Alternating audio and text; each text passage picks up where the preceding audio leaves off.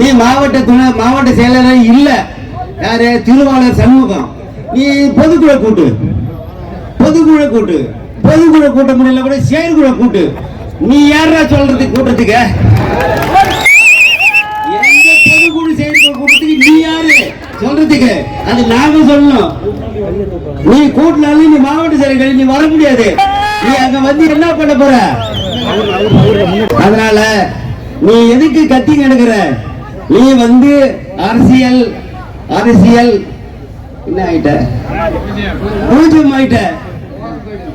அதனால நீ நடுமத்துல அங்க இல்லாத இங்க இல்லாத இங்க இல்லாத நடுத்தருவுல நின்னுக்கிட்டு பாவ கஷ்டப்பட்டு புலம்பி கிடக்குற. அதனால அந்த ஆள் கதையை விட்டுடுவோம். அவர் இருக்கும் போது கூட்டினா நிறைய காசு கொடுத்து அது கொடுத்து எல்லாம் கூட்டினா தான் இந்த விட கம்மியா தான் கூடும். நாம ஒரு பைசா கிடைக்கல.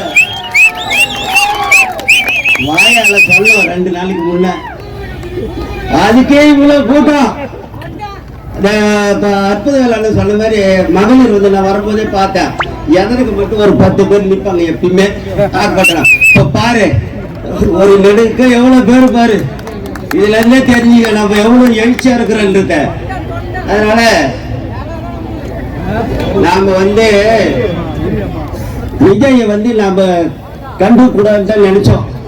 1 மாசம் ஆகுது, 40 நாள் தான் ஆகுது. நாம அவன் இவ்வளவு போட்டு எப்படிலாம் அரசியலை கத்துக்கின்னு ஆட்சி ஆள்றோம்னு நம்ம நினைச்சிருந்தோம் அதிமுக சார்பா.